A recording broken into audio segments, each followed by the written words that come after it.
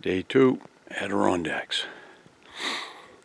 Well, I drove back in with some of the guys and there was no tracks in the road, so Steve Gabrowski sent me off into this big piece of woods. He's headed one direction, I headed another, and I got in here about, I guess a mile. It was a couple little clear cuts I went through and crossed a beaver dam and got back in here on this little, it's like a little low hardwood ridge, kind of thick hardwood, small stuff, and I picked up a track that was made. We just had a big power snow for about half an hour, and the track was snowed in where I couldn't see the print, but I knew it was made not too long ago, like maybe later in the night anyway, and it was just straight lining down through this hardwood, and so I said, well, I'll catch up to him, and I was going, just going along, not hurrying, and the buck just stopped, fed on some ferns here, and laid right down. He must have seen me. He's laying in behind a spruce. I'll show you. I didn't see him go, but I don't think I was 200 yards from where I picked it up. I wasn't expecting it, of course, but so anyways, I'm going to wait my half an hour here and get after him. It's the biggest track I've seen. I didn't see any big ones like this yesterday, but it's like about as big a track, I think, as you see out in this country, as far as I can remember. But I'll show you what I did here and show you his track and give him his time and get after him.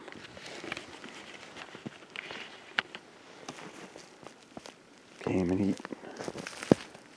ate these ferns. You can see the snow on it. He walked over there. He walked in under here. He laid right there under this big spruce limb, and there was some trees there kind of blocking where I was coming from there. I would have never seen him go because he ran right out through there, right out behind this stuff. But anyways, this track looks pretty good there. So nice day for it. We got a little wind. See what happens. Yeah, he ran quite a bit. He ran down off that ridge and ran down into a beaver swale, and then he turned and he ran up through the alders a couple 100 yards, and now he's gone in the woods on the other side. We'll probably slow down now. We got to cross that. We'll see.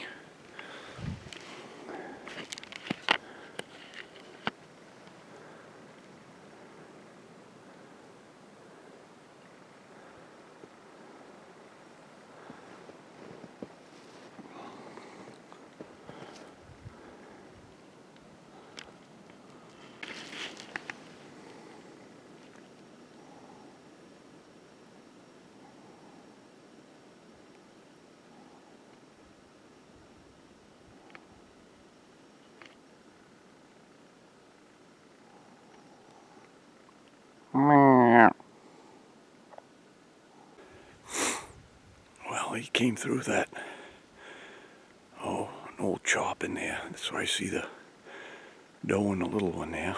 And then he's got out of that in the old woods now, and there's no other tracks now, so he's just motoring along there, dragging his feet. He's one of them cross-country skiers. I'll show you that here.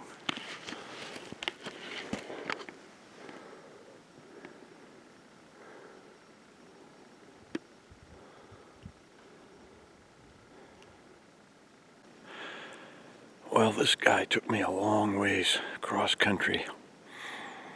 Just made the best time I could. He got out of all them other deer, and I probably haven't seen another deer track for, I don't know, a mile and a half or two. Got way over on this big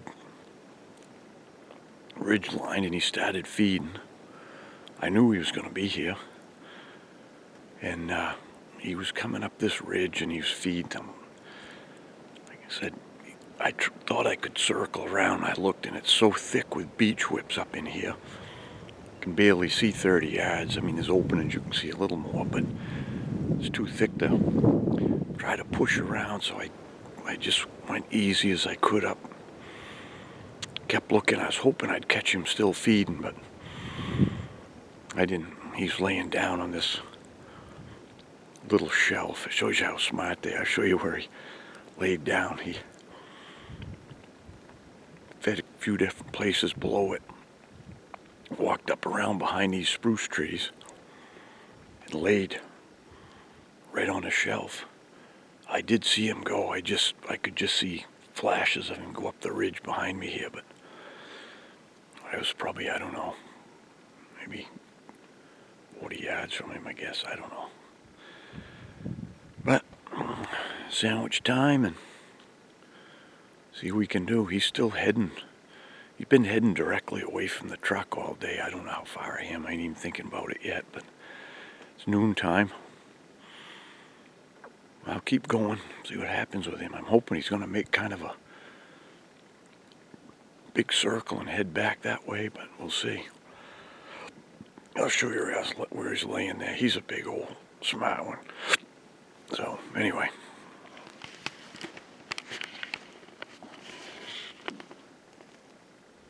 Laid right here. This is this bird's eye view. He'd come up around there and got behind these spruce trees here. I don't really know how he saw me, but he must have saw just a little motion, but anyway, that's what they do. That's how they get big. Well, this jumpy old buck, he's still running and skipping along, and he's going right in the opposite direction from the truck down over the back of this mountain. I'm going to have to let him be because he's not even like let up yet, really. He's still going somewhere, so I can't get down in the back of that mountain because I have to come up over 2 mountains to get back. So I'm going to hunt back. I don't know, 2-3 miles back to the road I started on. I'm going to hunt that way. Maybe I can pick up something else. I hate to leave this thing, but I don't really have any choice now this time of day. So anyways, we'll see what happens.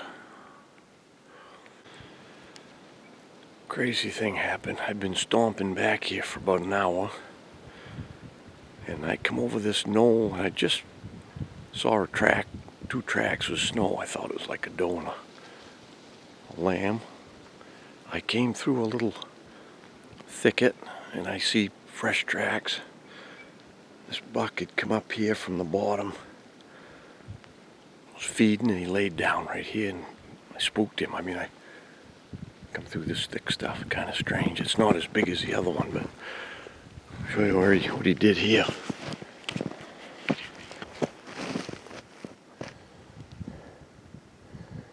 Come up here and ate some ferns and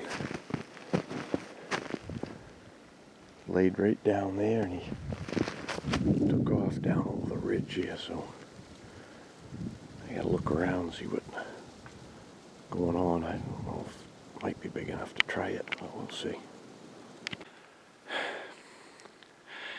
Can't believe what just happened now.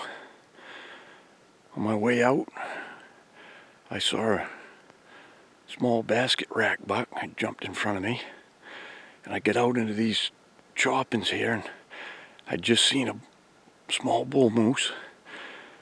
I was working towards the road, and I look up in the cut, and there's a buck standing there, and he took off. Looked like a pretty good rack, so I swung on him and let him have it. Just piled him right up here. Take a look at him.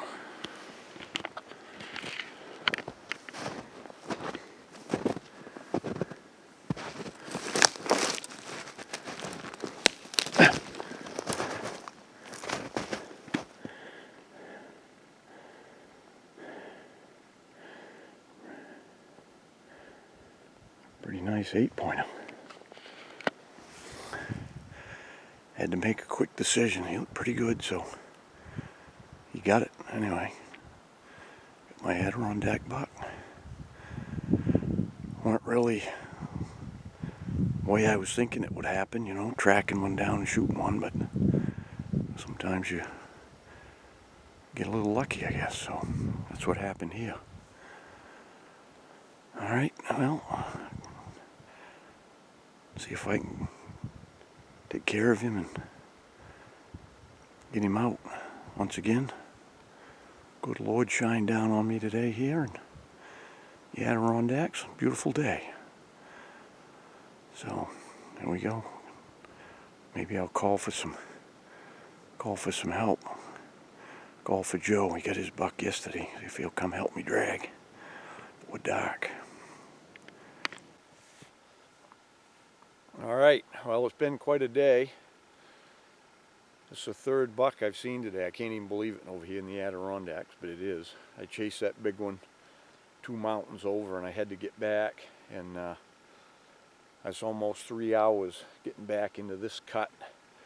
I'm a half a mile from the road being out, and I just seen a bull moose laying down. He got up and he kind of putted out through, and I'm not sure if that's what made this buck kind of stay. He was up in these cuts here, and I come along right on the skid road the moose was in, and I looked up and he's standing there, and head on, and I see it was a pretty good buck. And when I went to swing the gun, when he turned, I could see this side, and I said, geez, he's a 10, he's a pretty good buck there. And he headed up the ridge, and I pounded 3 at him, and he didn't get far, maybe 50 yards, I don't know. He just went over the hill and was dead when I got here. But he's a real pretty buck, So you never know what's happening when you're tracking, you know. I mean, I wasn't tracking on this one, but when you're in the woods on a track where the deer are, you don't know what'll happen. So this was a gift from God today. So glad to have him, and once again, I got to thank him for everything. So I get the troops coming to help me drag. It's probably a half a mile or maybe a little bit more, but oh, it's getting towards dark here. I'll get him taken care of, and we'll get him out of here. Nothing like chasing the bucks in the snow. Nothing like it. Whoop, get out of there. Water. You have to step on the high spots.